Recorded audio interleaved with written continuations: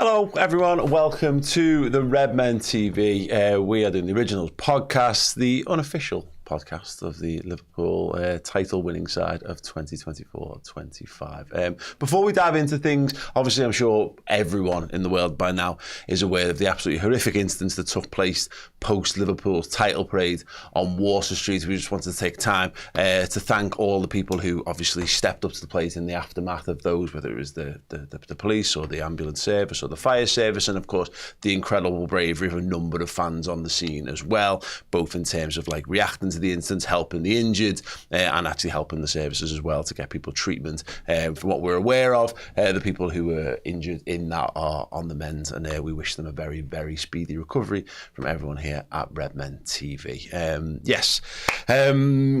Right, yes, we were going to move on. It has been a bizarre old week, but here we are back. I want to introduce Chris Pajak, who's alongside me. Steve Hoare is with us as well, Chloe Bloxham and Dan Clubb. We've got a full house in here to celebrate the champions. Just absolutely brilliant stuff, you know. Is everybody comfortable? Great. Steve's not. I'm great, I love being here. Never the man look less comfortable, actually. Listen, we're shoehorned in, but we're good. He's got the biggest chair you could possibly get, and he's also got his belly button carefully positioned on the point of the table as well. Let's not talk about my belly. He's also put his chair on the highest possible part I can go so that he's not smaller than me or Chris. But I'm not. Yeah. That's life. We know this. There's pictures of us. It's fine. Don't touch me. Oh,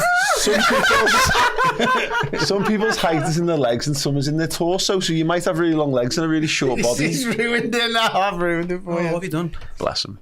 Get off me chair. This is a horrendous podcast. While these two or three bicker over chair positions, I just wanted to give a massive thank you to everyone who turned out to the Red Weekender over the weekend as well. Actually, especially like the Dalglish family, who like we all knew were sound, but I had no idea just how incredibly hilarious and sound they were all going to be. Anyone who was in the building or saw the clips that kind of went around after the fact will have seen some things. We experienced some amazing things. We danced on stage with Kenny and all that kind of stuff, Chris. The biggest event we've ever done by an absolute mile, and the feedback, and obviously we've had a few people sort of message and say, obviously we know that the way the weekend panned out, it's been hard for people to talk about the good stuff that kind of happened. We're going to try our best to address some of that stuff as we go on. But yeah, I'm made up how many people seem to have had as good a time almost as we had as well. Yeah, I mean the whole weekend was incredible. I went to the Boss Night. I was at our event. I went to Boss Kids in the morning. Everything that I went to, I thoroughly enjoyed. I heard feedback for the Anfield Rap show was really good and stuff as well. But obviously the highlight for us is the show that we put on from the meet and greet at the beginning, through, you know, DJ Harry Mack and the Ragamuffins, Kelly Cates with Paddy the Baddie as a special appearance, us doing our show, which we talked about Ireland shows and Scotland shows and all this type of stuff, London shows for a long time, but we never really show people what it's about. We're in a position finally to actually put that to video now with the Red Weekender and showcase what type of what is a Redmen sort of end of season party or live show, and then obviously Family Fortune style game show for pure IP reasons with Les Dennis and the Dalglish family was just off the charts, and then the Zootons playing us out. I mean, it was absolutely ridiculous. The five of us were all fortunate enough to be on that stage with the Dalglish family, and there was so many pinch yourself moments where we're just looking at each other going, what are we doing with life? How is this our life? And everyone's just like looking around going, what are we doing? This is unbelievable. It was the best party ever, and it really set up the Sunday at the ground. Yeah, 100%. It was one of those ones where, Steve, it reminded me a bit of like what people said about like your wedding day, where you have this amazing party, all these amazing people, so much positivity, and it goes too fast. And there was a point where it was like we were all stressing out early doors on it, and at some point we were just all kind of stood around backstage, and it was empty and it was done and it was gone, and I didn't get to speak to half the people that I wanted to speak to, but like it was just magic. Yeah, ridiculous really. once in a lifetime kind of stuff, you know. Even just like the backstage stuff, for like 45 minutes afterwards, I was sat having a conversation with Kenny Dalglish, with my brother, and Kenny walked up to us and goes, Sunderland won the playoffs. Like, he come and approached us, talk about, and then we was talking about Celtic getting beaten in the cup, and we just had a proper chat about everything, and yeah, it was bizarre, but like I said, I remember at one point when we were on the stage doing the Arnold slot pants with the Daglishes, and it's like, I've got Paul Dalglish, I've nearly killed Kelly Cates, sorry Kelly. I'm blaming your brother for that one, because he half launched me into it, but yeah, it was just absolutely outrageous. It was such good fun, and like I say, the feedback we had was fantastic, but yeah, from... You know, and this is more for you guys, you know, 15 years ago when you came up with all this in your house, and you had Did Your Man in your house or whatever, and you were playing piano with a flag behind you, if you said 15 years later, you come up to me at one point and went, what am I doing playing against Kenny Dalglish? Like, my head's just gone. It's just like the growth of this place and this channel from what it was to what it is now got to a stage where there's thousands of people bouncing up and down, singing songs, getting involved with the show, and we're on stage with the literally, if you made the Mount Rushmore of Liverpool, Kenny Dalglish is probably face number one. Yeah. And him and his family there, yeah, it's stupid in a really fantastic way, and they embraced it as much as everybody else did. So yeah, it was a wonderful Saturday. Probably. Yeah, I mean, it's going to be tough to beat. We've set ourselves a very high bar. Yeah, how do you top that? And the answer is no idea.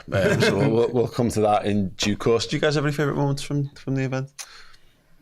Too many. I mean, first of all, the fact that Sammy Lee, I think it was Natasha Dowie, and Bruce Grobbelaar decided to stay back after the allotted time just to not let people down. I absolutely loved that, and I think that showed the absolute class of them. Yeah. You know, they weren't scheduled to stay longer than the hour, and they saw the queue. And my word, I did not expect that queue to be as big as it was. I was like, Jesus Christ, it was a joke.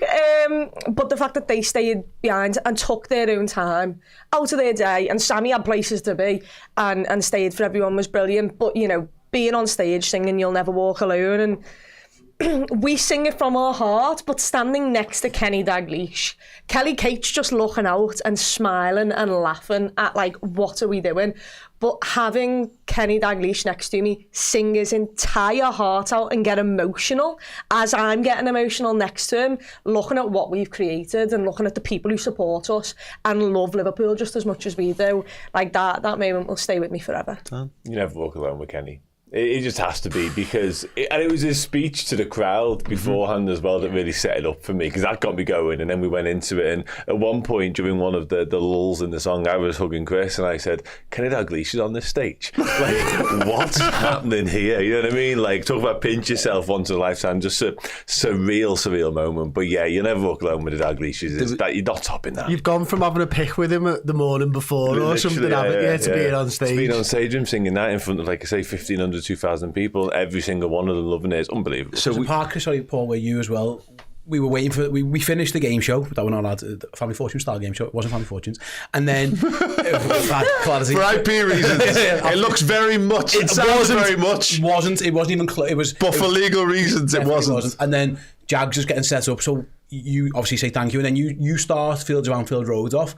Just right, and then you point the mic out, and then we've got video footage of that, and it's I think it's on socials. I'm right saying, it's a good show. It's like a football. The people just adoring Kenny Dalglish with that song like that. It was like, a couple of thousand people maybe just screaming the heart out. It was like being at a football match. You could only imagine. To Kenny as well.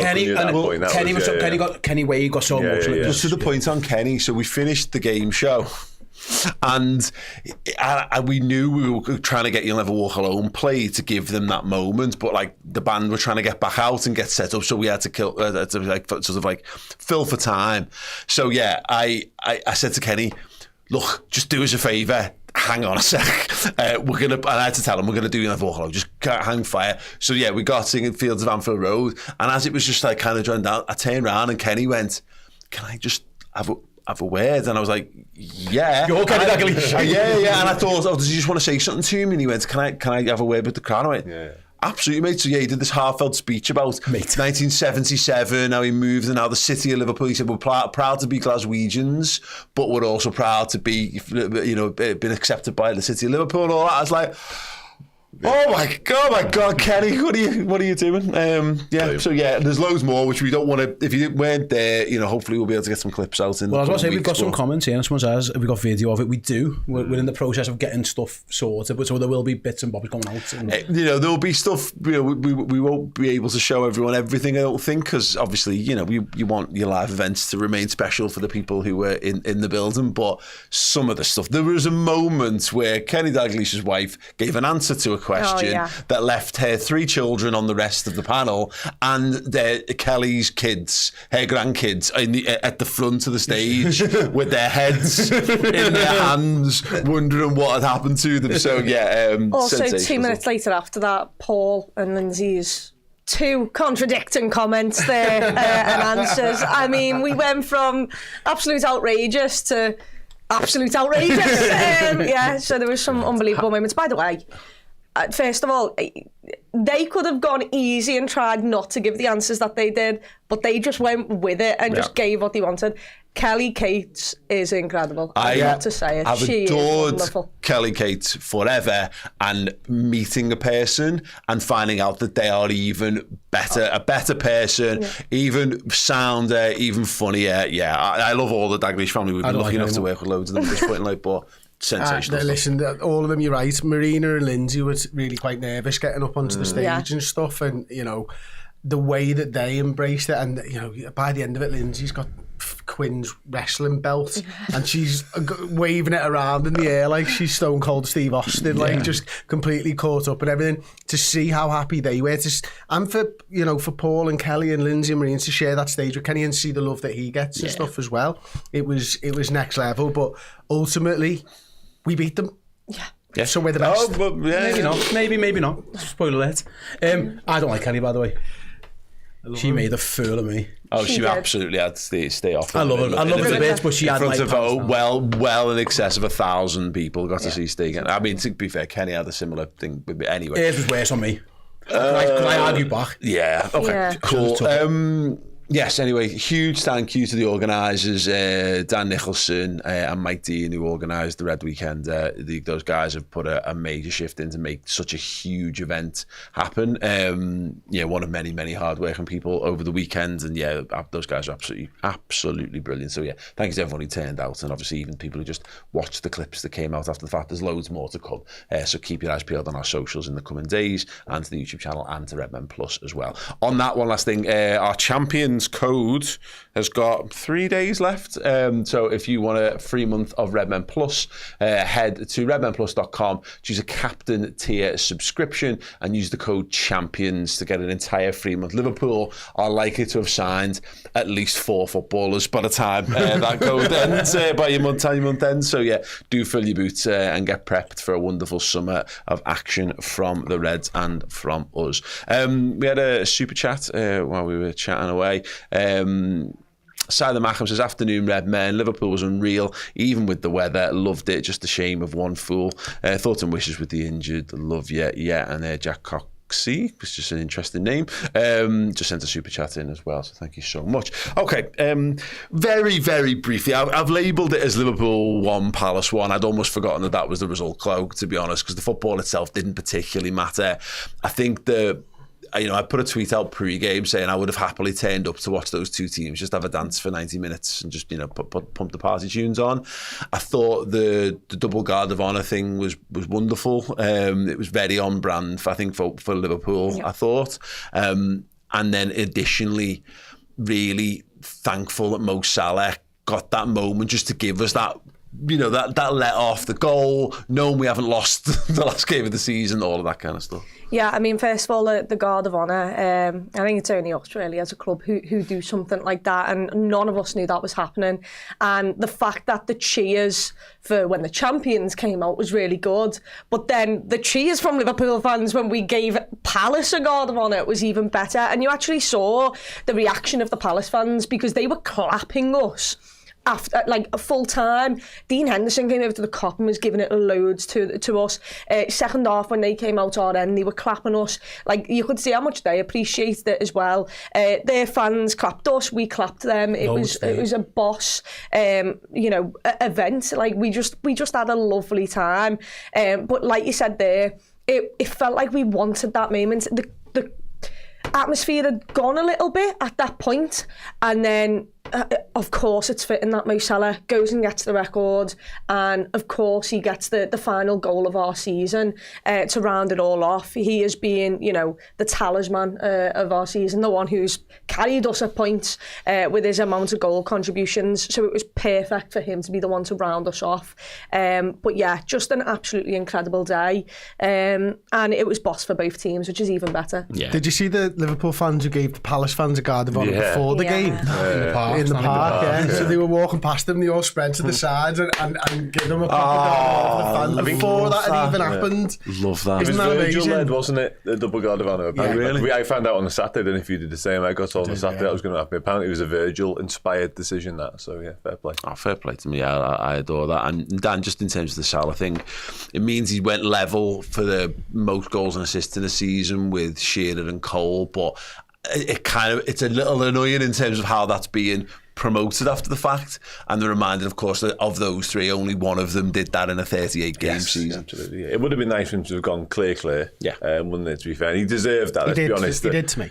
Yeah, granted, yeah, of course he did, yeah. In terms of the season he had, and you could see him there, that picture post-match with all his accolades around him, and the Premier League trophy, of course, and his medal. It's just a sight to behold, isn't it? And what a season it's been, the one-decade wonder, as he's now dubbed. But no, he has been absolutely instrumental and phenomenal with it as well. But like I say, he will look back, maybe he won't, but he's so driven and motivated and determined, he might look back at the end of the season from a personal perspective and go, if only, you know what I mean? Because he has missed some chances, people have missed chances that he set up for them as well. So yeah, he had scope, and he had the prospect of being like an absolute out on his own all-timer. 50 was there, wasn't it? Yeah, 50 was easy there. Even ahead of the game on Sunday, I was having conversations here about the watch song saying, well, if you're just 2-2, you know what I mean? Yeah. So that was a possibility, but unfortunately not. But still, that's to take nothing away from the season. That Brighton sitter might sit with him for a little bit. There's a few bits, isn't there, in the running that you look at and go, Diaz's one where he just belts it at the goalkeeper and anywhere else it's a goal. Like, something to strive for next season. Yeah, true. True. No, I think that's it. You know, in terms of like that reaching that, Chris, it was just, it's nothing really, but it is something, you know, in terms of him having that being another reason where he's going to go, particularly like Shearer, who we did a lot of Mount Rushmore stuff in the live shows earlier on in the year, and now Shearer is unequivocally on it. Thierry Henry's on it. Salah absolutely is, but I like the fact that he's in pretty good company. The Cole thing's weird. Let's be perfectly honest about it. That Andy Cole ever had that kind of season is a bit bizarre. But no, I think I'm pleased for him, because it would have been a little hint of regret. You know, I think he would have recriminated over missed chances and other people's missed chances a bit more. I think if you're level with Shearer in terms of any kind of records, you know you're a fucking good player. Yeah, and do you know, for me, right, what I loved the most about it, it's a finish I've not seen him do. Like that volley where the other leg goes up and all that. I've never, has he done that for us before? I can't remember one. And so it's like Stoke was there, I want to say. I'm sure he's got a goal similar against Stoke. I couldn't remember it, and I was just like taken away by the fact that he's thrown, after all these years, he threw a new technique down, and to sort of break that record for me. So it's an all-timer of a season. I saw Arsenal Fan TV put out straight afterwards, Thierry Henry still the one with the 2020 stuff and all that, but ultimately, like, what's weighted more? Goals are weighted heavier than assists, aren't they? Mm-hmm. And the record isn't Thierry Henry's. He's not close to it. He'll never get close to it. The record's Mo Salah's.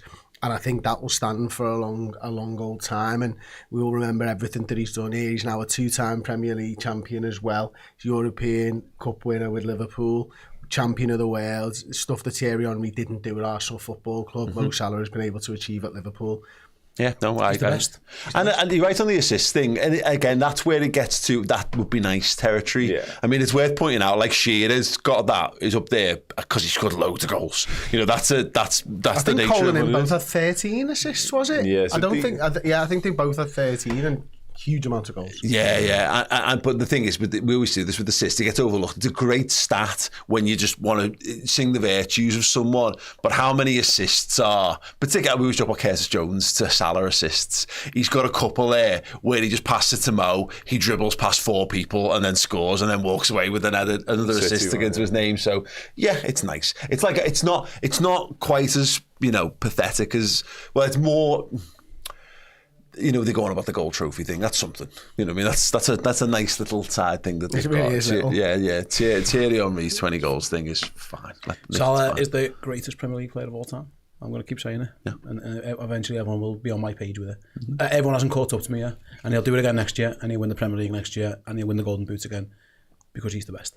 And That'll be his fifth then, won't it? him being there with the Golden Boot and the Playmaker Award, having scored that goal to equal the record, lifting the Premier League trophy again, PFA Awards, Football Writers Award, Premier League Player of the Season Awards. How many more people need to stop living in nostalgia land and stop talking about everybody else? Because he's the best now. And everyone looks back at footy with like these rose-tinted glasses. Oh, it was more difficult back in the day. Like footy now, the intensity of football has never been harder. These lads are legged. They all run more. They have to be fitter. You know, back in the day, they play footy and then go out and have a pint after it. Like it just isn't that anymore. These are machine athletes. He stays fit all the time.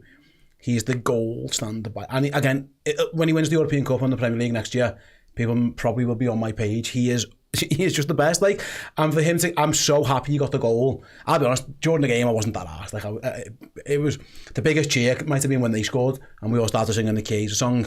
And then, so good. And then Gravenberch gets sent off, and the manager just goes, you know what? Fuck defenders. Every attacker we've got on the pitch. And then for the let off when Salah scores that goal, the noise was incredible because everyone knows how much it means to him. We know he's records driven and he's stats driven. That's great because it's his thing. That's what drives Liverpool. And it's why he's in the gym at 2 a.m. in an ice bath while everyone else is in the bed. You know what I mean? Because he's a freak. So for him to get that moment, because at first he went to get the ball back. Same. he went to get the ball back, and then he thought, no, you know what, I'm going to celebrate. Because I think he was like, oh yeah, we need to win. I was like, actually, fuck it, we don't need to win. I'll get on me. I'll fucking Mo Salah. I thought it was excellent. He's a phenomenon, and can't wait. There's 2 more years of it. He's going to do it again, and he'll get 5 golden boots at least, and he might get 6. He is just, It was if you could have chosen anyone, I mean, Joe Gomez might have been the only other person I would rather have scored that goal. I'll take Mo Salah scoring that goal and getting that record, definitely. Yeah. I want to talk about the Trent stuff really for one final time. I was reasonably indifferent to it. I'm pleased. I thought they did it the right way, Dan. Didn't announce him. Yeah.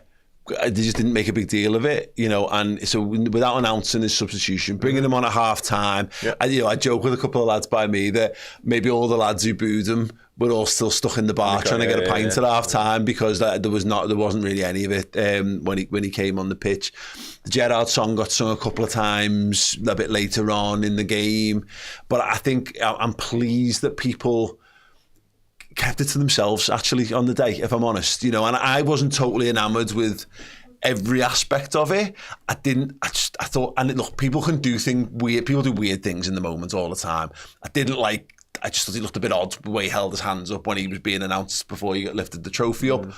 When I didn't see all of the post-match stuff up close as they did on television, when I saw him and his mum and all that crying on the pitch, that's the thing though, my big takeaway from it is, he can make his decision, he can do whatever he wants with his life, but there's no way he's not had some sort of he's had an emotional reaction to it, because whether he's chosen to do this or not, it's still an end of an era for him. So I thought it ended up being the kind of best that it could be, I think. And a lot of the reaction to it post, certainly from his teammates, has been like, I'm glad to see you got sort of the send-off you deserve. And it felt more like that, didn't it? Now, listen, any Trent Alexander-Arnold send-off probably should have been far more, emotional and special than that was. But I think it was fine, is kind of my reaction to the whole thing. And however Liverpool got to a situation where you got him on the pitch and got him lifting the trophy and got him on the parade, and it was fine, you've got to praise them for that decision-making, whether it was a decision to get him on at half-time almost under the radar. So you're right, people might not even realise until all of a sudden he's in midfield pinging passes around, and he played a couple of passes, by the way, that make you go, oh, you bastard. The one in behind. The one Nunes nearly dinks, you think, you fucker. He's good, isn't he? He's good, yeah. The kissing the badge stuff, pre-trophy lift, I thought, I'm not sure about that. Trent, to be honest with you, might be going a step too far there for me, mate. But whether Jurgen's words on Friday night carried a little bit of weight, I'm not sure. That was, we were both there, obviously, Paul. That was a whole thing at the gala as well. Can I ask you then, Dan, do you think the reaction would have been the same without Jurgen's words? I think that might have changed a couple of people's reactions to it. Not many, don't get me wrong, but that gala room was the room for that, I would say, most definitely. And that clearly went on into social media, then we posted it ourselves. So who knows, a few people might have taken heed from what Klopp said. It definitely did change some views, because I had quite a few people come up to me and talk to me in the aftermath of the Klopp thing, and I got every reaction you could possibly get to it. I think if people were determined to be angry about Trent, it just embittered them even more. I know people who were going, well, Klopp can fuck off for saying it. He's got no right to say it and all this kind of stuff. Which, to be fair, I think Klopp almost said himself. He said, look, feel how you want to feel. I'm just telling you, I'm too old to hold grudges on stuff. I'm just telling you how I feel. So I think some people were a bit like, well, that's not your right, but it's also very Jurgen Klopp. So I think people who understand what Klopp is, I think there's like an emotional response to stuff. I can understand what he was trying to get across. And I had people say, does that change the narrative? I think that I feel a bit different about it now. Maybe some fence sitters, but nothing ever. If you're deeply entrenched in any point of view, nothing ever really changes your a fella in front of me tried to boo him. And a couple of people around him just told him to fuck off, basically. I was none. There were people who I thought went too far the other way, and stood up and got up and gave him and that's fine. I didn't. That was one of those done in anticipation, I think, of the which I would rather him be cheered than booed, because I think the boos would have. Arsenal was nasty, and I just didn't need that one. So again, everyone's felt different with it. I think it got dealt with the best way. Not announcing him was coming on. He'd done his speech at the training ground before, and I think his reaction at the end was because he'd got a good reaction during the game. I think he would have sheepishly just took his medal and maybe fifth in the line and took it and got on. But he was at the bar, he put the arms out. For me, that's fine. I didn't like the badge kissing. I think that's wrong. I think that's hypocritical. You can't kiss your badge and then get off because you want to. I don't agree with that. But it didn't ruin the day. There was a chance that it became a thing, and I was desperate the whole time. I wasn't a fan of people booing him. I said that my piece against Arsenal. I thought that was wrong. I don't think people should have done it. In my opinion, everyone's entitled to do what they want. I'm glad it didn't happen here, because it was that day was pure party time on Sunday, and the ground didn't need anything at all to make it negative. So it went by about, like Dan said, probably as best as it probably could have done. Yeah, I from the Arsenal one, when he came on, I gave my reaction to that in the moment. And when he came on the other day, I didn't clap him, and I didn't boo him either. I just stayed silent. There was a lot of people who over the top cheered, and I turned around and he went, it's just to drown out the boos. I can't be bothered with people booing and ruining the day. And I was like, okay, but fair enough, I'm just going to be indifferent and do nothing. Like you said there, look, for him, it's good that he got that moment. I don't even remember in the moment if I did cheer him when he I certainly didn't boo at any point, but I don't know whether I cheered when his name was said to come and get the trophy. But like you just said there, he was stood in front of the cop kissing the back. He would not leave that trophy alone. Wherever that trophy was, Trent Alexander-Arnold was right next to it. Your man marked it, didn't he? He was like, he could have done that to He could have done to Marcus Rashford better over the years.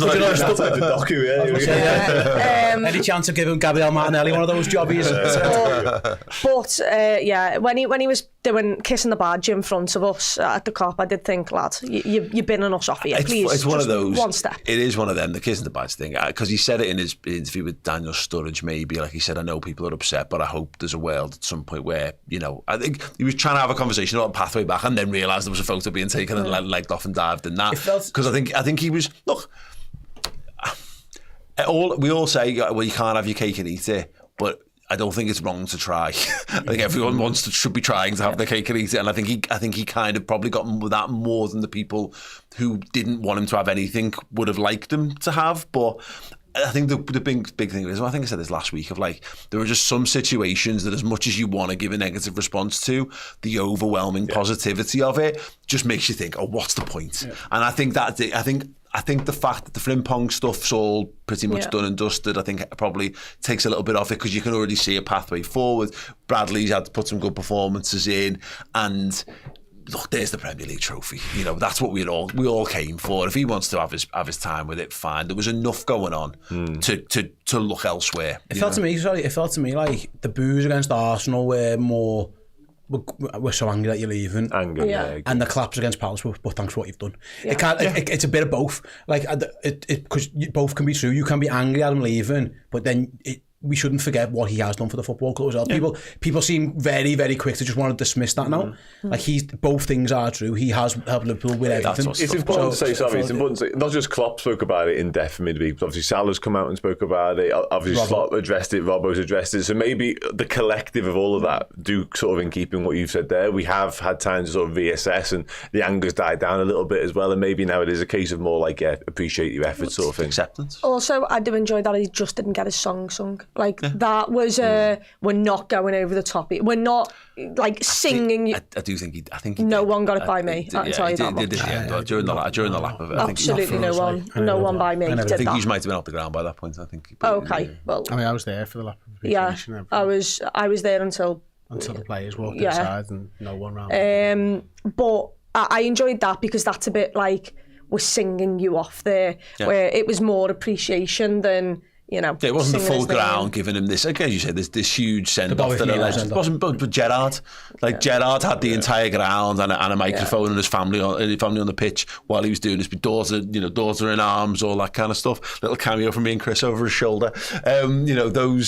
That's what it should have been, and it wasn't that. Exactly, and fair enough. Even the actor stuff, he should have been on the pitch, shouldn't it, for someone like him? But because of his decisions and what the feeling towards it, and fine. Again, we've said this before. Now he's not. He won't be a Liverpool player anymore. At some point when it's less raw, we'll actually probably be able to look back at his footage and go, God, I remember what a great sort of player he was and all that kind of stuff. Like, but for now, fine. I'm looking forward to Luis Diaz versus Trent Alexander-Arnold next season. I can't wait till we've beat Real Madrid. Flavian Wirtz, but I'm looking forward to it. Yeah, I'll do. Best moments. I'll kick it off. Alan Hansen. Everything involving Alan Hansen.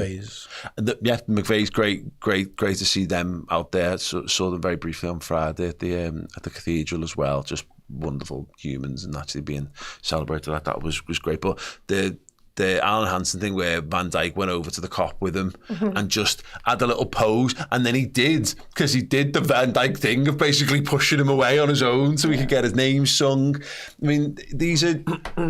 I'm sure other clubs have variations on these kind of things, but it does feel like we are excellent at it. If not, it might be a bit bold to say we're the best at doing it or whatever, but we are fucking excellent at all that stuff. We love to celebrate. Yeah. Well, yeah, of course we do. Obviously, that was the last captain who paraded the league trophy around Anfield, wasn't it? You know, and so there'll be people in that COP who remembered that. There'll be people in that COP who were there, and we know what type of a year Alan's had this year as well, and that I think was part and parcel of Virgil asking, I believe, to have Alan Hansen involved in it.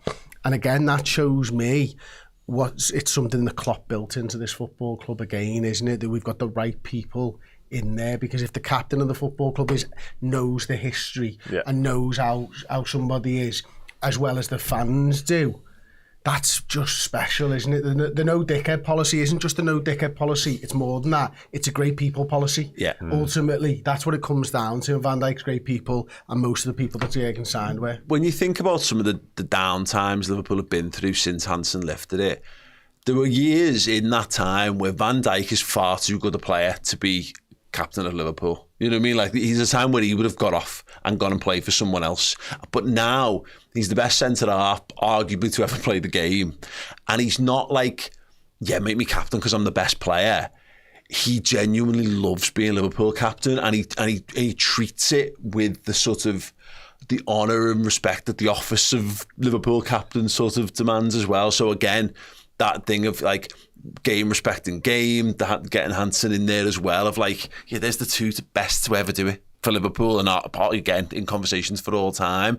Having that moment is in front of the fans. Just that was one of my absolute. Take a walk around my centre half. So honestly. Anyone else? I bet you any money he said shocking defending to Van Dijk for that first goal. Shocking defending. I was like, lost on defending.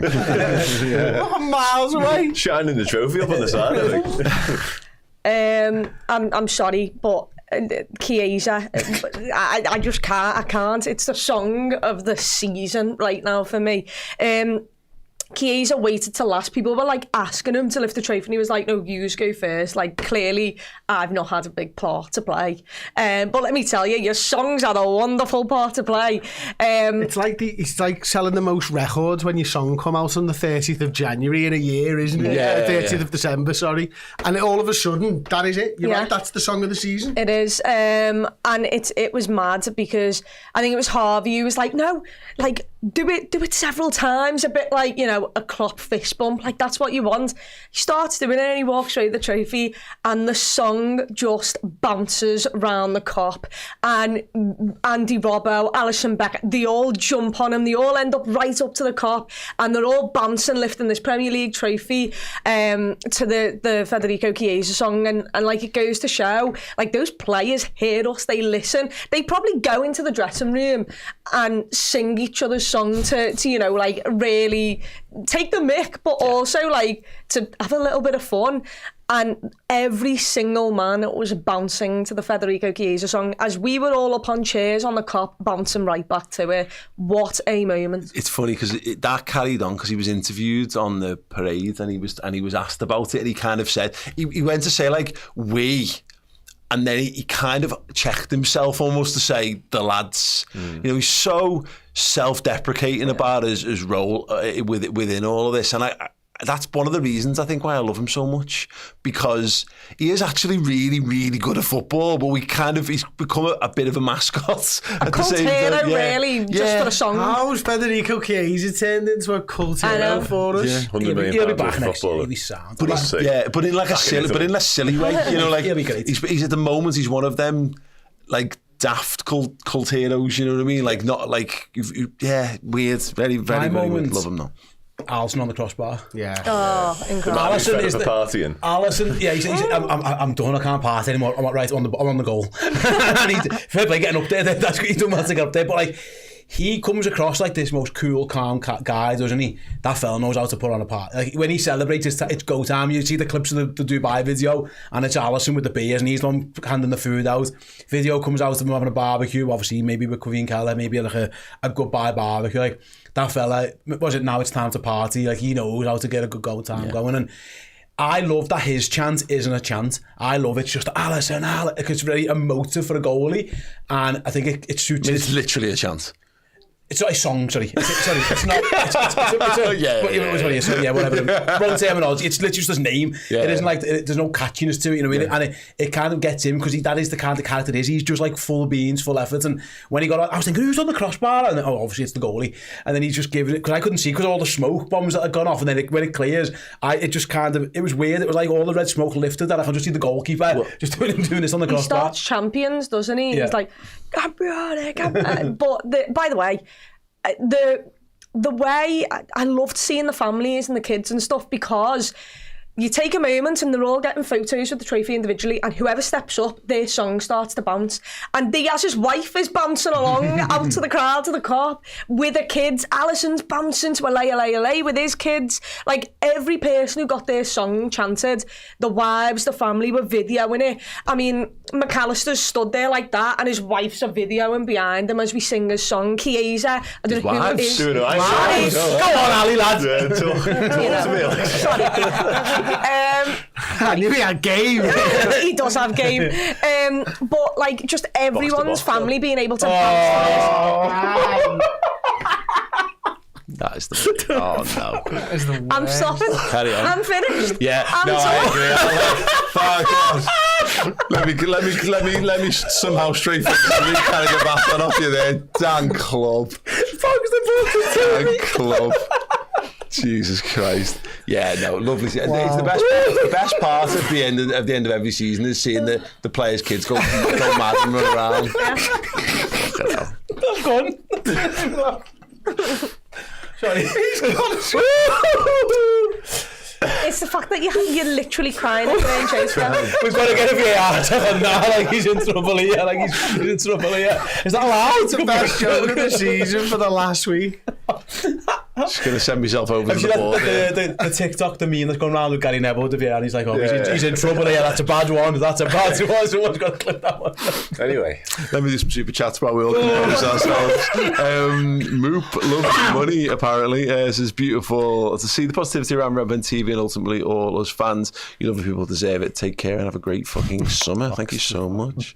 Jesus. Hawk says, thanks again for bringing us together across the world for this terrific season. Alongside my family, keeps me going through the good and the bad in my chosen exile over here. Have a great summer. Cheers. Yeah, some more to come from us. Can I pick mine? Yes. Yes, the You'll Never Walk Alone. Dan's box-to-box line by the sound of it. You'll Never Walk Alone. Yeah. It was the loudest, it was the most heartfelt, it was 35 years in the making, it was everything we needed to. I was arm in arm with your dad, mate. It was special, man. It was really special. Yeah, unreal. Absolutely unreal. I don't think we should ask Dan for this. It was Alisson with the trophy running up to the cop. I love that. Well, they got snake running. I enjoyed that. Yeah, it was good. Yeah, no, it was just great. I actually thought Joe Gomez lifting the trophy in front of the cop as well, because it was, it was another one of them where he just another sheepish sort of but no, mate, go on, put a big smile on your face, go and get the cop to give you the beans, like he did actually after Spurs where he got his I think his kids scored as well, Yeah, all very, very good indeed. Okay, I want to talk about the parade, and obviously it's tough because we know what followed and how just horribly the whole thing ended.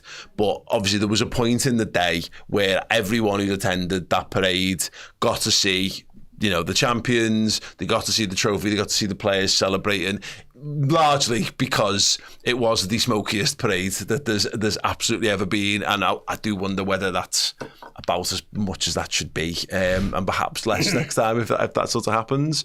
But Christy, we and Dan, actually, we were all together and watched it with our kids, which was just lovely for me. I think we shouldn't let the actions of one dickhead tarnish that too much. Now, thankfully, it looks like everyone's on the mend, because what happened, the city was at its absolute best for the whole, they reckon 1.5 million people come in to celebrate, and everyone was welcomed with open arms. And like I say, by us, it was, I think people with really young children maybe were more towards where we were, because obviously crowds and stuff, so it was party time the whole way. And then as it gets further down, everyone I've spoken to was saying it was down the Strand. I saw the videos obviously around the Strand with it was absolutely fantastic. They did a great job. And listen, mate, I've got a picture, and obviously it's all our kids together with the Liverpool scarf, which is brilliant. It was a really nice moment for the young ones to obviously thanks for Chris for welcoming us, because he kept out the rain as well, which was nice. We didn't get soaked like everyone else did.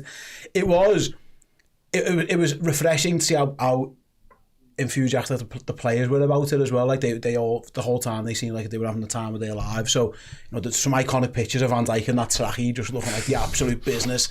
Calvin Harris playing, you got all kinds going on. It was the city at its best. And those lads have worked so hard this season, and all the staff and that. It was just our chance one more time to just say, thank you so much. I know they see it as their way of thanking us, here's the trophy we won for you, come and celebrate with us. I think we see it as the other way around of brilliant, thank you so much for everything you've done for us. It was what I say, the actual parade itself went brilliant. It was fantastic. I think the fact that we said that was, I wonder whether we'll have the number now, because I think the concerns have gone elsewhere, Dan. Whereas it was always said it was 500,000 in 2005. It's 1.5 million. 1.5 million. This is what I wanted to jump in on, to be honest, because you say the city, it's so much more than the city. It's Liverpool fans as a collective and a community of people as well, and and where you're right, Steve, is the city is obviously it's the Everton fans in the aftermath of everything as well, and stuff like that. So the first team to sort of come together with Liverpool after it happens, Everton Football Club, as it always has been, and the people of the fans of Everton Football Club jumping in, helping out in exactly the same way as Liverpool fans were. So it was an unbelievable day, wasn't it? I mean, where we were, it was busy. It's not far from my house. We got to walk out. We had the kids on our shoulders, all of us, didn't we? And we massively enjoyed it. We had a great day watching Chloe and Errol on the parade footage, and we were taking photos of them on the telly and stuff as well. wondering why the hell they've taken Chloe Bloxham out into the rain to do production shows. Whose coat did you rob? I don't know. It was given to Sue at the start, and then Sue got off, and I very much took you off. needed that. We were like, why are they subjecting our Scouse Queen to this? I know. Like, you know what I mean? It was ridiculous. Outrageous it was. At one stage I thought I was going to be sitting on that couch for 5 hours straight in the rain, and it wasn't nice every time I went out there to sit in it, but the coat honestly couldn't feel a thing once that coat had went on, so I mean I will be investing. Did you see James Pearce on it a bit later on? He looked miserable. He looked miserable and upset and angry that he'd just sat him in the rain. I think, I'll be honest, if I was there, I know for a fact I'd have said there's no chance. Counterbalanced by you Errol singing in the streets with Liverpool fans and kids. I thought I was the worst singer at Redmen TV, but it turns out it might well be Errol. Errol's more, I think Errol's slightly more tuneful. Yeah, but at least I know the words to the song. Should he not know the words? There's a couple of times. Champione. Oh. Come on, Errol, you better. He had the unenviable thing, and it's the worst thing to be, is like interviewing kids. The kids. Because it's just, you just don't know what you're going to get, and you could tell he's... Who's your favourite player? And he was, oh. He was like, Van Dijk! Say Van Dijk! It's like, I'll be asking me kids, what do you want to take? I don't know. As you get on school, I don't know. Errol's lad's too young for him to have been through this yet. If you ask anyone between the ages of 9 to 16 anything about their life, I know the answers. They're like, brilliant. The best part was him popping up, soaked through like 2 minutes before the parade the buses went past us, and like saying down to him was like, have you got it? And he was like, I went all the back routes, like I had to fight through loads of people to get here, and he got in, he made it to be able to see it, but like he was on the TV and he was stood next to me, and I was like, right, well, what's happened here then? Like, he was like, yeah, some of it had to be pre-recorded because I couldn't miss this moment. But yeah, it was boss to see him there as well. And yeah, it was lovely for a large majority of the day. Couple of things. Ty's parents for the super chat saying, Chloe, just want to big up your vlogs this season. Absolutely. Thank you. Best of there times. There is a parade on, but for obvious reasons, I've not released the footage. I've got some great stuff from the weekend, which I think I'm going to leave a couple of days just to let everyone kind of settle down, and then because this goes back to this thing of like, I think, I hope I said it at the start or was clear in saying it, but I hate that this has to be a thing, but the city of Liverpool is above and beyond everywhere when it comes to adversity and how we react to things. Now we react positively and in unity and togetherness, and we do joy, I think, as good as any other city on earth. Well, we've just broken the record for the biggest parade ever in England. Yeah. Yeah, and if that's 1.5 million, that's double what the Champions League one was in 2019. It was 850, I think that was the last record for the biggest parade ever in England. So, you know, we're pretty much double anything that's ever happened in England at this point. Yeah. It was, I got to the Strand at 12 and I struggled to walk through people to try and get to where I needed to be.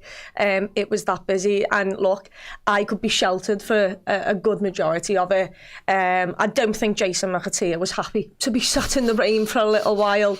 Gary Macker, I can't believe they made him sit outside. Neil Mellor, Ray Houghton, has my heart. What nice a lovely guy, man.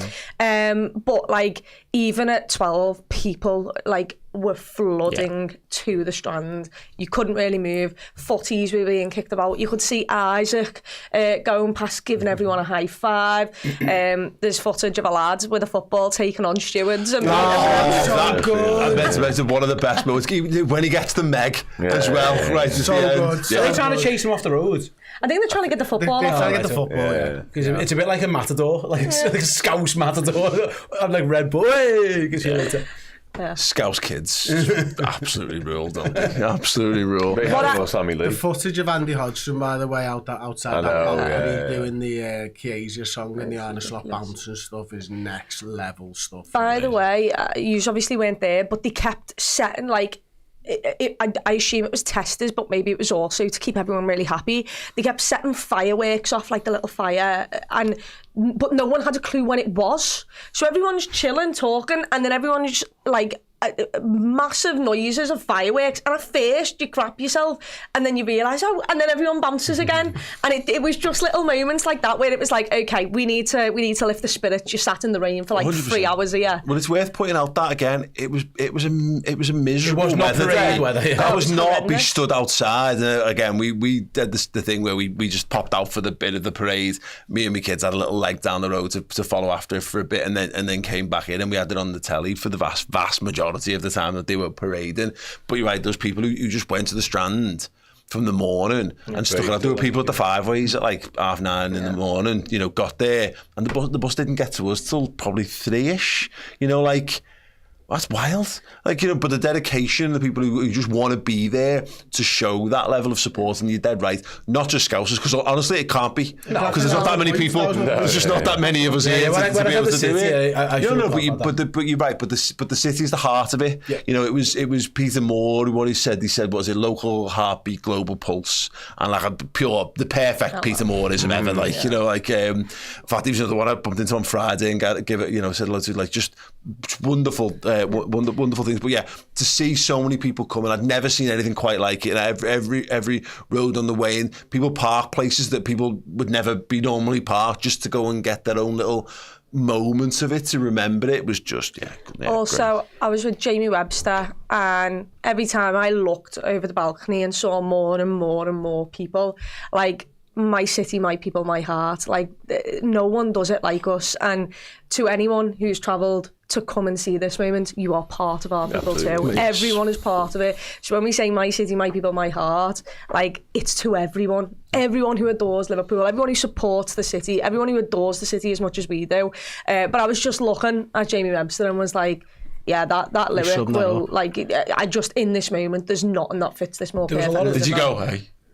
City might be I very much was like gonna ask him about, like, how have you encapsulated exactly what I feel in just those three lines of. I had another lyric all weekend in my head, and it was just, is it a pointless 3-day bender or are we in paradise, my friend? Because that encapsulates my. That was you. I was thinking sort of, because again I saw on social media, like, there was the scenes in Crewe and the scenes in Birmingham and the scenes in London of the trains and stuff, and a lot of fans of other clubs took it as a way of mocking us, of the support you, like, no, we embrace this. Like, people have a go at Liverpool, fucking next door do the same. Not even any Scouts. It's like, that's not a bad thing. Liverpool, it goes back to it. We have a Scouse heart. It's a global fan base. Everyone's welcome to support Liverpool. Yeah. If you're not a dickhead, come and support the Reds. It's absolutely fine.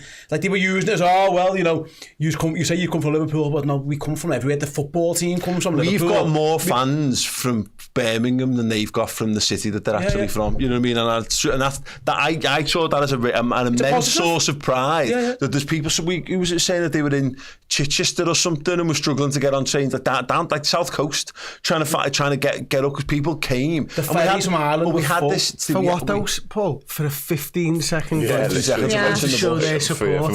The dedication of Liverpool fans is unmatched. No, exactly. And this happened in Istanbul.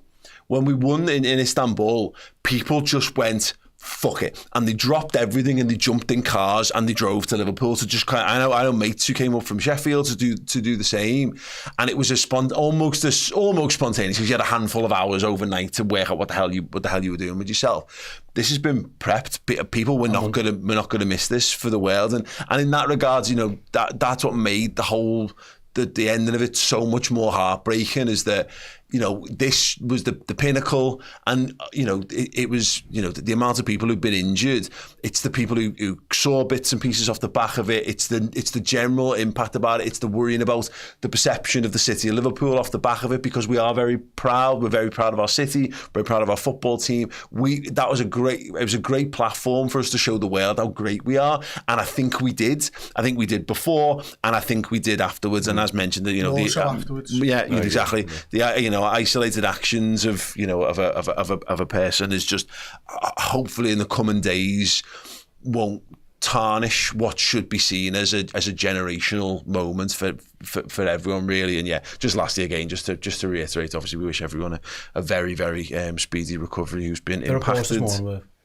Yeah, and I think that honestly, it sounds crazy. I got as much an uplifting feeling over the last sort of 12 to 18 hours when it started. The news, it's not great news, but just to hear that, you know, everyone seems to be on the mend. There were no like critical, like, you know, injuries as well, which is just a fucking miracle when you think about it, you know, and the idea that would have been, you know, that would have ruined the whole thing. If even one Liverpool fan had lost their life on the back of that. But I did have a thought that it'll never be that again. And I hope that it's not. I hope that the reason is because if it's been 35 years and it's 2 league titles that we're celebrating, I hope that the reason it isn't that big again isn't because of people feeling afraid to come and embrace the city and embrace the football club again. Hopefully it's something that everyone can move past. And I think the idea, it sounds a bit heavy for the podcast, so I apologise, but it being something people can, you know, a person, I think makes it a bit easier to understand in some regards, and hopefully it can be compartmentalised, and everyone can kind of move on in the coming days, weeks and months, because it deserves to be thought of immensely fondly. Just a couple of quick things before we take a short break. Slot won both the LMA and Premier League Manager of the Year and chose not to attend in solidarity with the people who were injured, which I thought was a wonderful touch. And can we just say, because this got totally overshadowed on Sunday, George Sephton, the voice of Anfield, after over 50 years in that role, is stepping down. I should say, I've been fortunate enough to spend a good amount of time in the company of George over the years. He is a genuinely wonderful human being, a hugely passionate Liverpool fan, incredibly passionate about his craft and what he does, and he has shaped so many of the great moments that Anfield has seen over the years. So I just want to extend my, you know, heartfelt congratulations to George for calling time. It will never be the same, no matter what happens. It won't be, and it can't be, and you know, it's not just, you know, shaped those moments and those memories. He's shaped lives, because the amount of Scouse bands or up and coming bands that George has put in front of thousands of people consistently. Sure.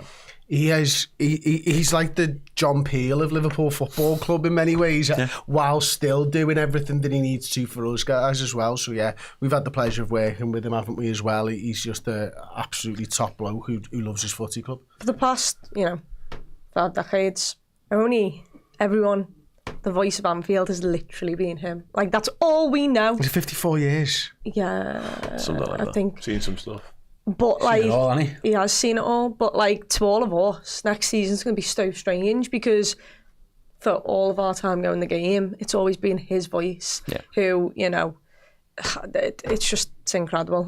So congrats to him. And like you said there, go get your feet up, Georgie. He is boss. And I think the one benefit, George, is that you won't have to stress out working the updated scoreboard ever again. Like, you mean, that's just something that's, you'll get to sit back, enjoy football matches, and I'm sure there'll be a little tinge of like, like the memories and all that, but all the things that have done his head in over the years about it will not be any of his responsibility. And he probably doesn't have to listen to what the kids are listening to anymore as well. He can go back to his Frank Sinatra and everything else and just chill, listening to some nice Vivaldi. We absolutely adore George Sephton here at Redmen, and we wish him all the best with whatever he chooses to do next. Do, by the way, pick his book up if you want to know more about his life story. It is available, The Voice of Anfield, so go and check that out as well. Right, short break from us. When we return, transfers.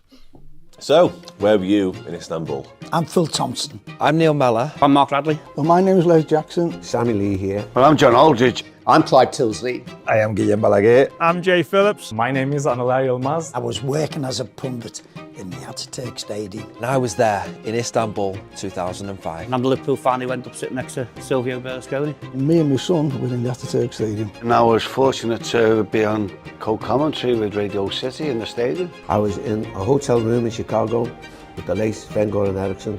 I was at the Ataturk. I watched my former teammate Steven Gerrard in the Horseshoe pub in Wiston. I was in Istanbul with my parents at home watching the game,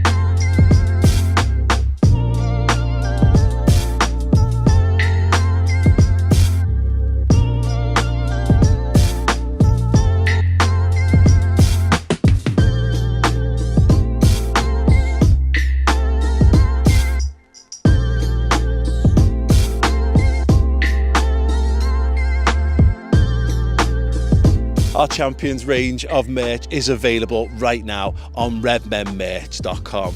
Get yourselves kitted out for the biggest party of the season, because number 20 is here in Liverpool.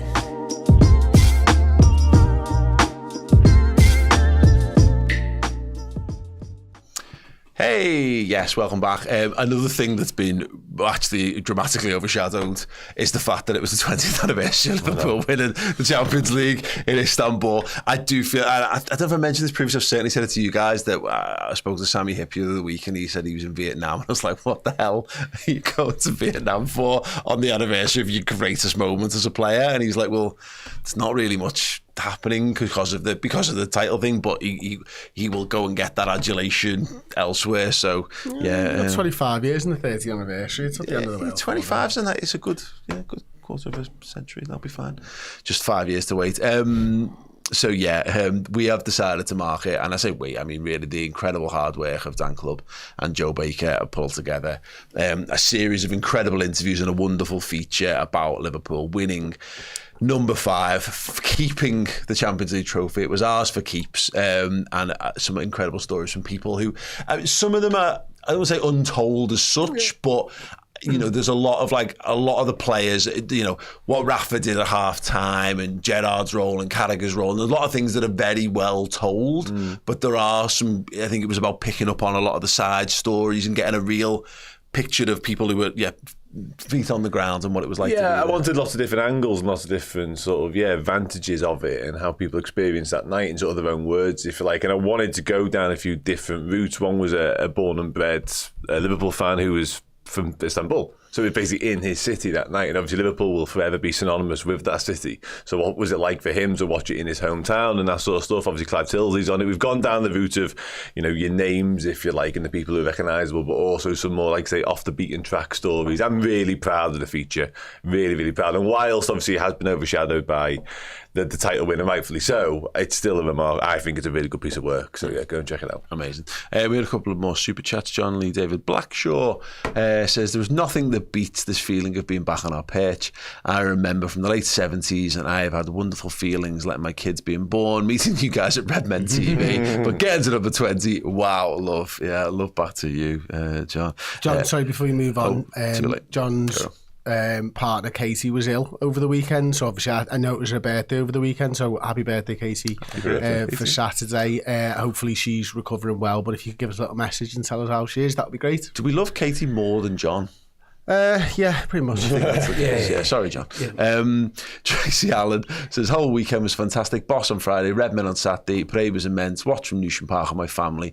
I want to give a big hug to everyone from Liverpool who made us so welcome. Yeah, it's again, goes back to it. It's what we do. I didn't put this on social media, and I was on social media almost too much, and it invites you to just make comment on things. But the thing I wanted to sort of phrase is, I lived away from Liverpool for 4 years at uni and then work afterwards, and the amount of just like shit I would take for being a Scouser, and the amount of like prejudice you'd had to receive just because of the reputation that was spread by, you know, certain newspapers. Actually just this, you know, when we see it with like the Feed the Scousers and the Bin Dippers and all that kind of shite, honestly, anyone who's ever been to Liverpool, we're lovely, you know, and you know, and so welcoming and so fun, and yeah, I'm glad that, you know, for the vast obviously majority of people, I mean, people who've never been before will hopefully come away with that sense of how great Liverpool and Scousers.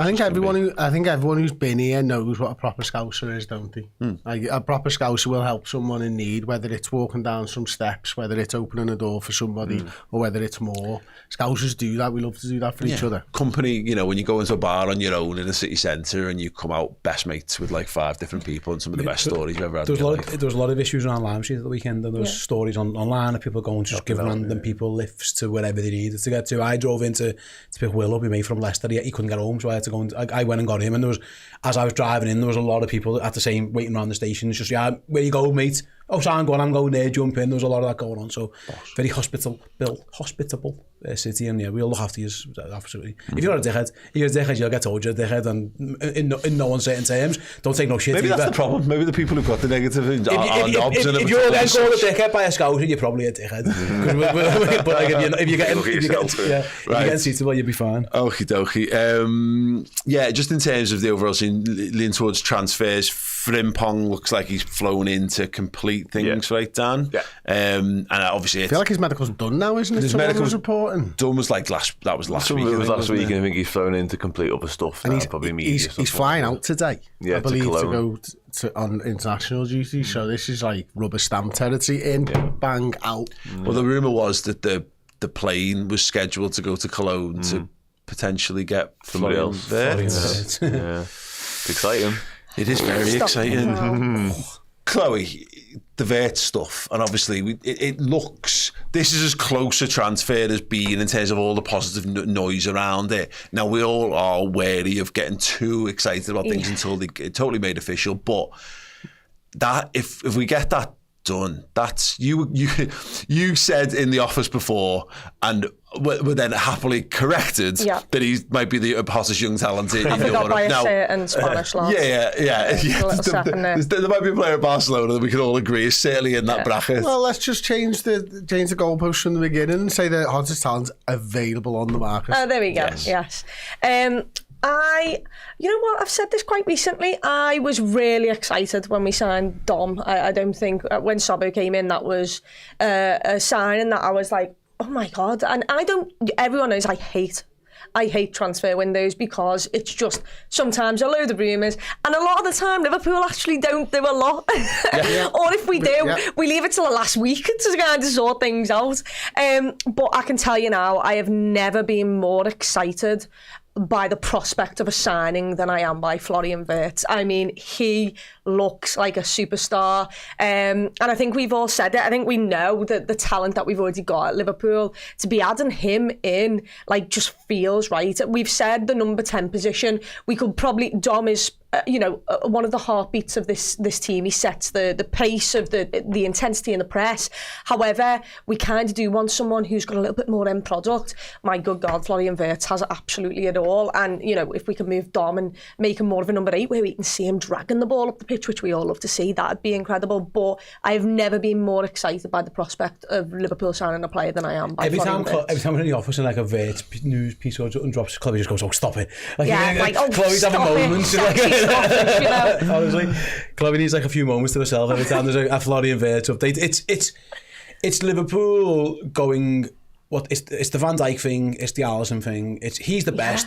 We'll pay the money for the best. He wants to come and join us. We'll go and get it done. That's what it feels like again. Nothing's done until it's done. We always say that. But the fact that he had the choice of City, Leverkusen, Bayern Munich and us, and he's seemingly chosen us for whatever reason, that bodes well for Arne Slot, it bodes well for Richard Hughes. Well, all the talk is Slot gave him this like proper detailed plan of like where he'd been in his career, where he was planning on taking him, and Vincent Kompany by all accounts was a bit like, yeah, we're buying you, you'll come in and we'll figure something out just for like you. To play passes. Did you watch me at Burnley? I was like, I mean, you're right though, that Slot thing where he's had multiple Zoom calls with him and he's completely and utterly sold the project, where maybe a year ago Slot wouldn't be able to do that. Maybe a year ago Bayern Munich still gets... It's because he's learning the names of the players he was about to have. But he's won a Premier League title now. Yeah. So he's not talking shit. It's not pie in the sky. It's not, I need to get Steven Gerrard in to speak to signings. You've just watched me top the Champions League group, get to a cup final, and you've just watched me win the Premier League. I've signed down the 2 best of the best for another 2 years, and I'm telling you, this is going to work. You're going to be central to it. This is my plan. I'm planning to get a centre forward in front of you. We're getting pace in at full backs once again. We mean business. We want to win European Cups. We want to win Premier League titles, and we want you to be the focal point of it all. And Florian Wirtz has just gone, get me to fucking Liverpool. On the weekend, when he's seen the parades, when he's seen the celebrations and everything else, and every player around Europe and the world is looking at that and going, that's where I want to apply my trade, where I'm going to be made to feel part of something special, because why the hell wouldn't you want to be part of Liverpool Football Club? It's the best in the world, the best fan base in the world, it's the biggest club in England, and we will never ever stop being that. Also, I mean, the fact that Frimpong is basically on the same flight with him, he's like, lads, look, I'm jumping ship over here, you might as well join me. So he's already got a best mate there,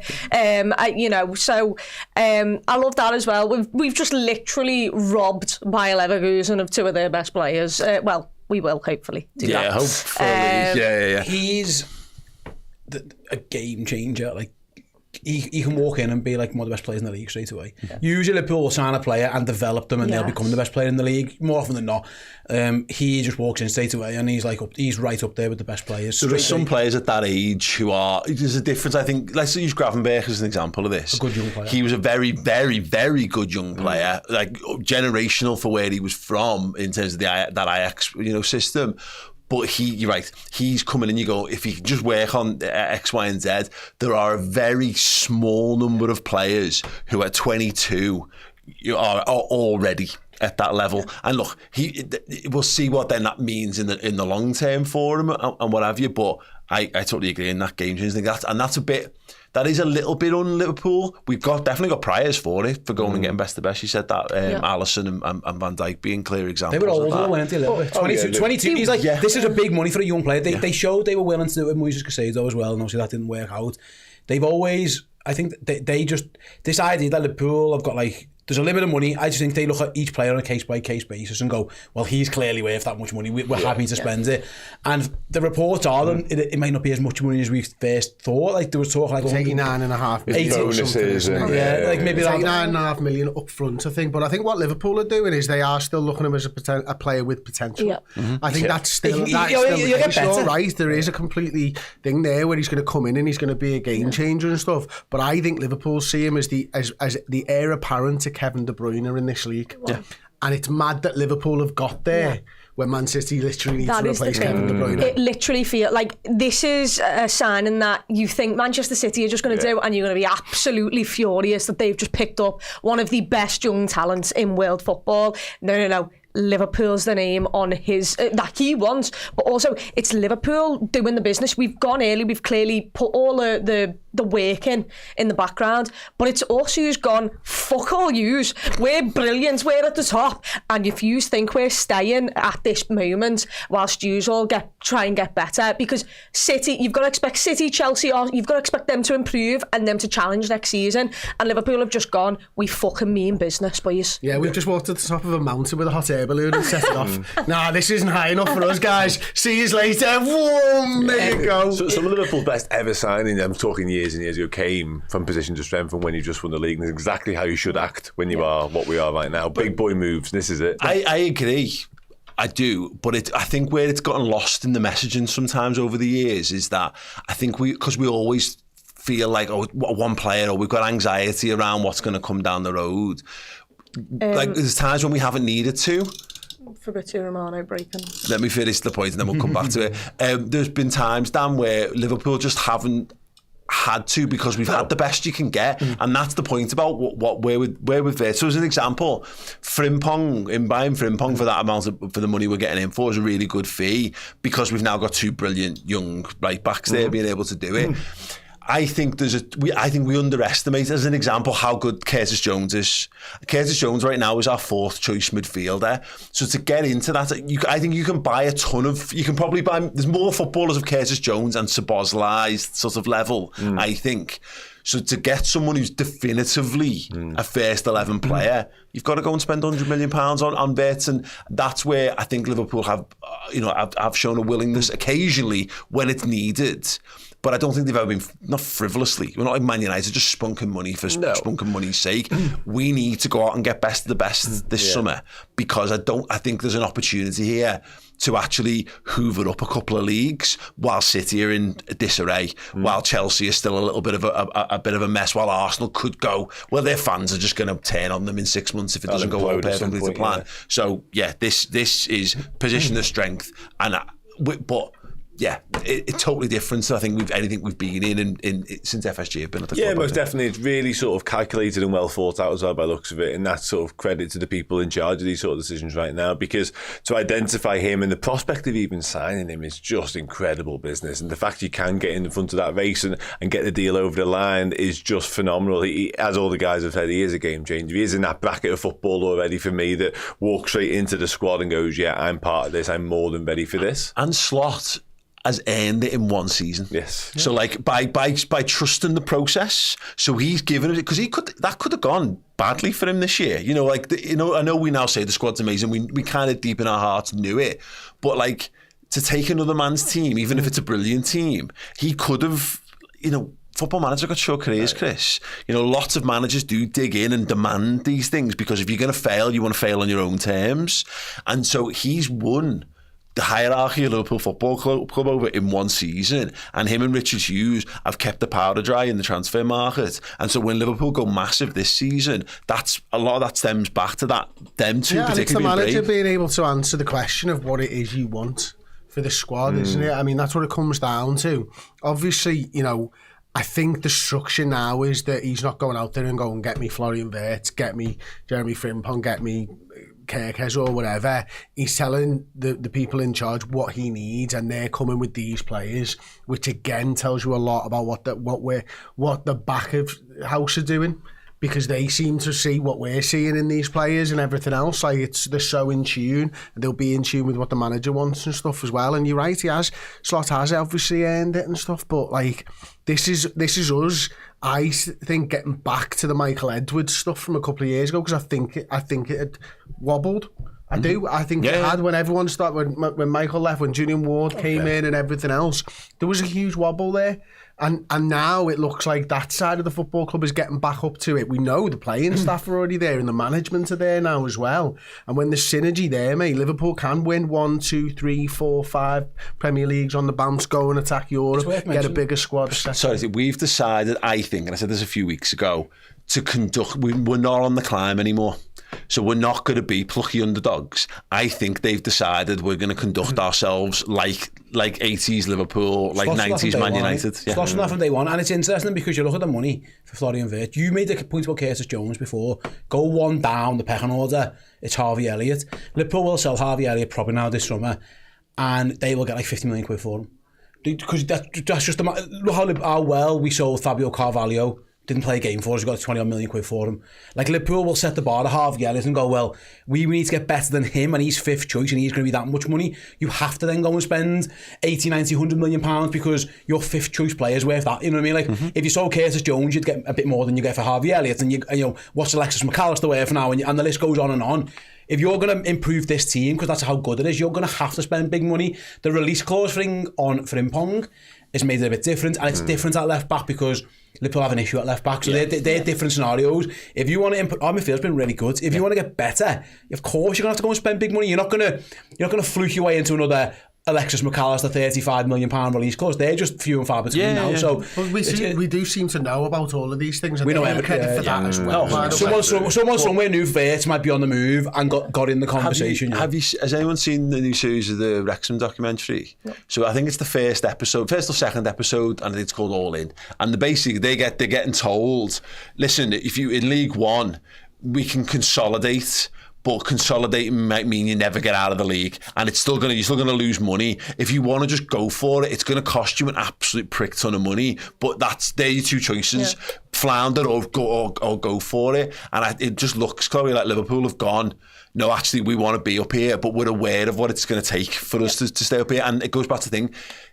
£100 million for Florian Wirtz is a lot of money, but if it keeps him off Man City's books as well, then it's worth. Getting into the Champions League last season was important as well. Yeah, and also, I mean, first of all, it helps when you want to, sign other players and bring those other players into the project. It's helped probably keep Mo and Virgil at the fact that we've already said, look, we're going to be making a statement in this transfer window. But I also think Klopp was... Slot to me just has a bit more ruthlessness where he'll come out in the media and he'll just say, this isn't good enough. Or, I mean, even Trent the other day, he just turned around and was like, I'm going to help Xabi Alonso out here. I've not been best pleased with Trent in training and sorry, things like that. Can I point that? I wanted to mention this before, and just not to go you. Everyone saw that did everyone see that press conference? Yeah. Does everyone know what he actually said? He said that was last summer, and everyone's been talking about, like, he said it like about this week. It's mad, like, you know what I mean? Like, but yeah, go on, carry on.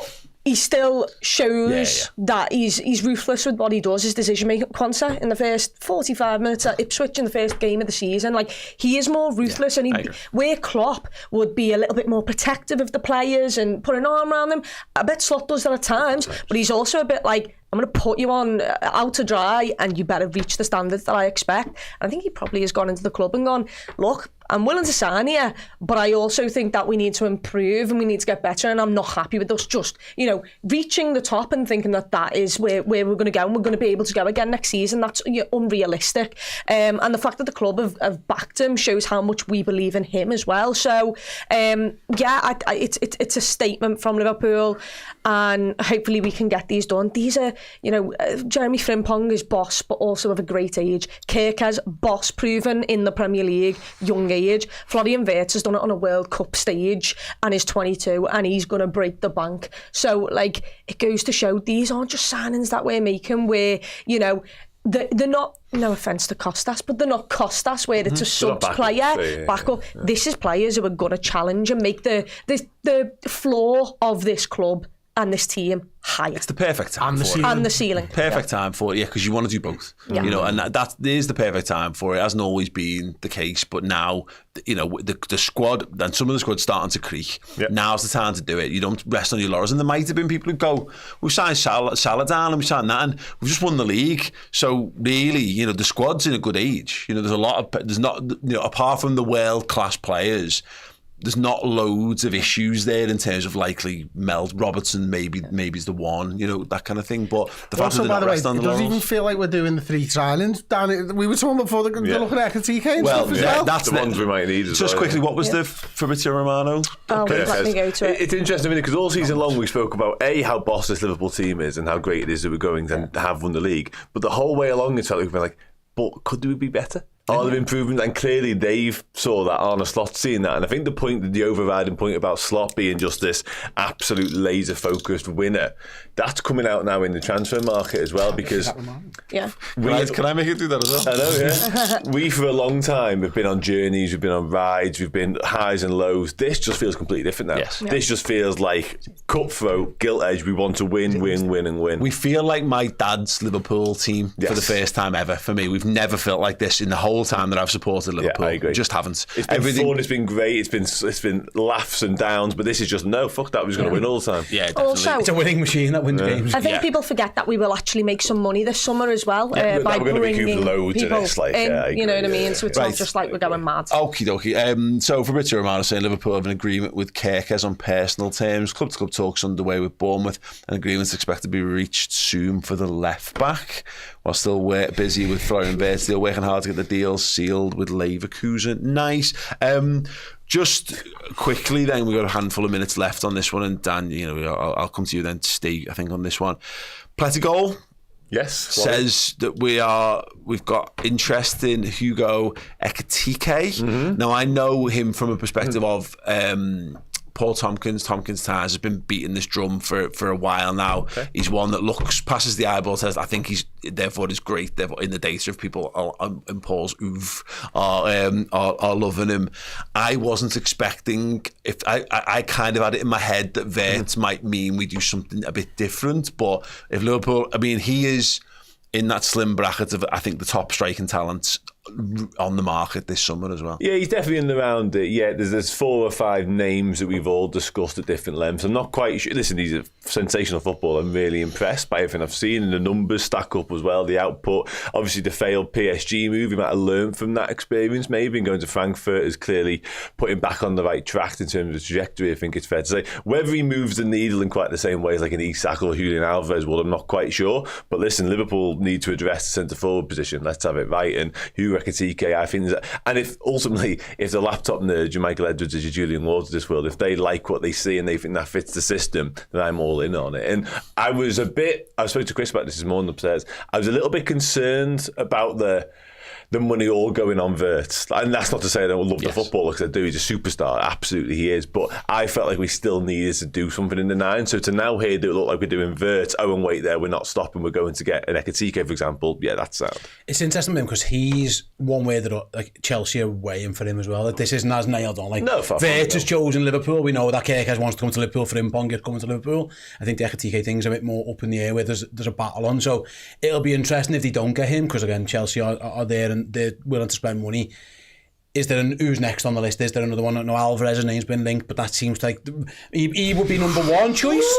Give me Alvarez, man. Isak's not going to happen. I'd choose Alvarez over Isak every day of the week. Gyökeres, I'm just putting Alvarez from it's Alvarez for me. But then apparently Madrid have got Atletico have got no intention of selling him, just as Newcastle have got no intention of selling Isak. So we'll see. But it'll be interesting. Liverpool come calling, Sivo. It looks like Sesko's definitely the big boy shoes on. Sesko's definitely on the available, isn't he? Gyökeres we know is available, so there are options out there. It's too old. I think Liverpool. I think Liverpool have 27. They had to get a right back because one left. I think they needed a left back because that was the one position in the team. I think, and there are 2 positions rather in the team which needed, I think, upgrading now. And I think it was left back and centre forward. Florian Wirtz is an added bonus. Like, I'd have been completely fine. Like, if it was the midfield, I'll maybe get a DM in. But Florian Wirtz does give you the option to move Dom back, which adds to your numbers. He's just a couple of games ago when he started spreading that ball around. Steven Gerrard, passes coming flying around. That might be the option to get you what you're missing in Trent's passing. You just we do need a centre forward. It can't be what it's been this year because Nunes is going to leave, we're all pretty certain. Jota up in the air, we don't know, maybe he stays around, maybe not, but he needs to get himself back into some type of form. My guess is he stays, but in this secondary role, they do need a striker. And there are options out there. I was saying, I remember you having a conversation with Josh about like right backs, and the right back market wasn't great. The centre forward market is pretty good. There's a load of options out there where Liverpool can go and do. So I'm encouraged because Ekitike is probably going to cost around that €100 million mark as well. Whoever buys him is going to have to spend some serious dough. So if Liverpool have got that does allow them to go into the market. There's a few out there who are more than available. The sales thing is important, and this is where we've had to bide our time, and the model was in the toilet after COVID. And in terms of how the sell to buy and all that kind of stuff. And I think people always misunderstand that as an expression.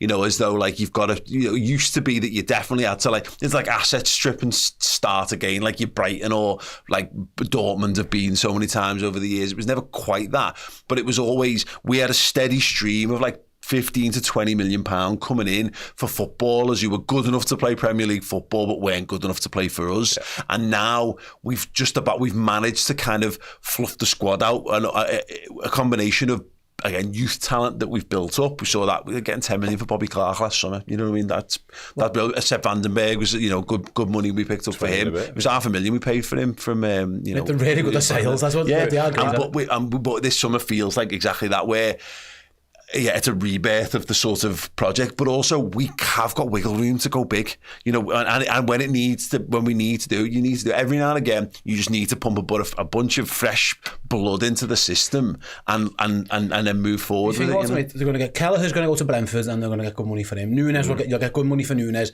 Costas will get a decent fee. It won't be amazing, but it'll be a good fee. You mentioned Elliot, I think we'll get a bit.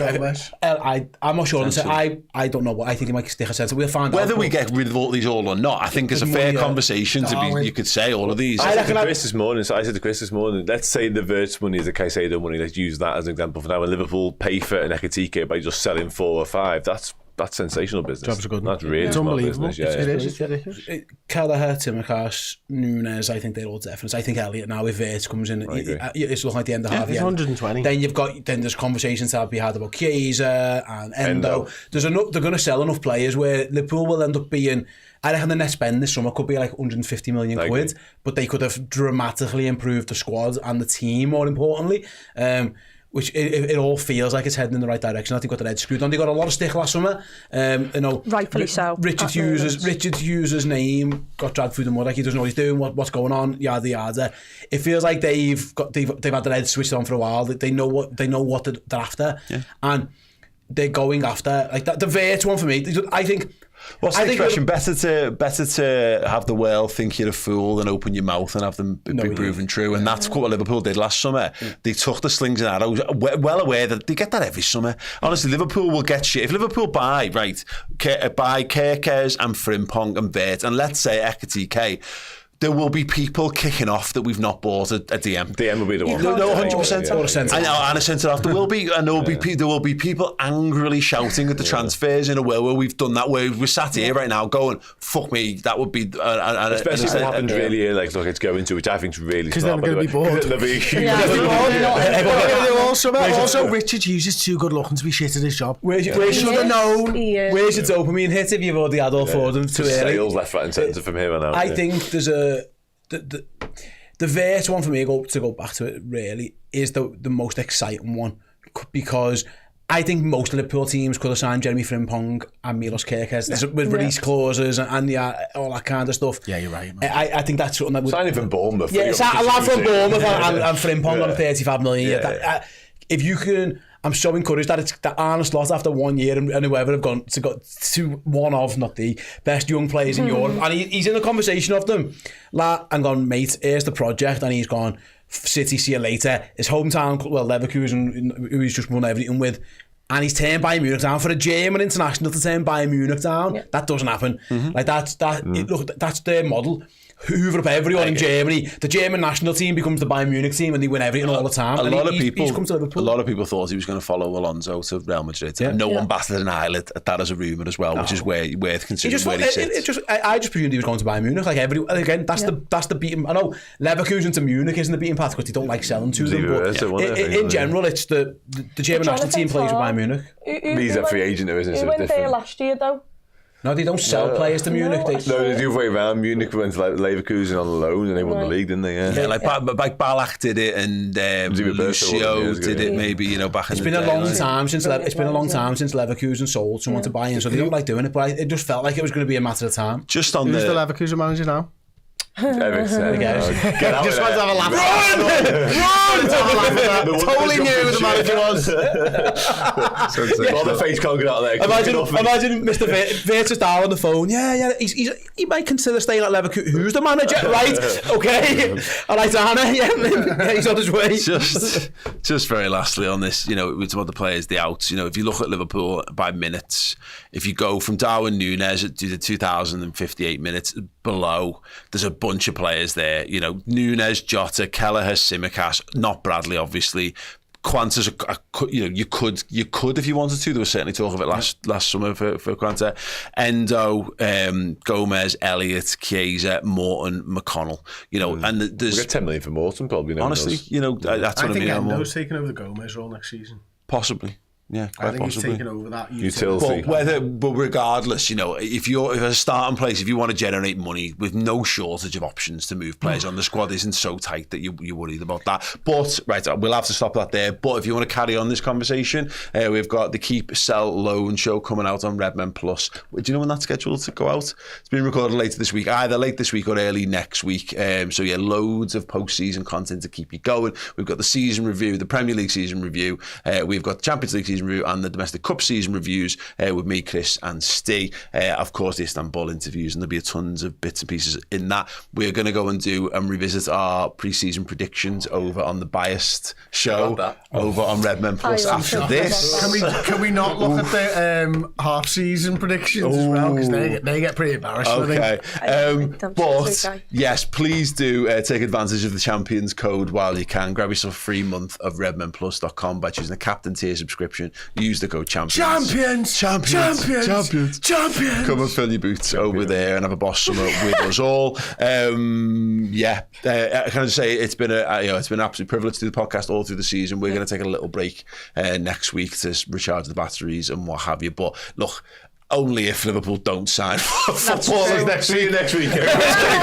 Absolutely all. Can I just say now, just before we go, they could sign Mbappe, Messi, Neymar, the ghost of Pele. I will not be in the studio next week, I can assure you now. I need a week off. Apparently we're doing Zoom podcast next week then. Yeah, thank you so much everyone who's commented and everyone who's joined us and liked and subscribed to the YouTube channel. And of course, the best of best people are the ones who go over to Redmen Plus because it has supported everything that we've produced, not just this year, but for the last 15 years on Redmen as well. So yeah, thank you so much everyone who's joined us on the journey. Liverpool are champions. Liverpool are back on their perch and it is fully deserved because we are the best fucking team on earth.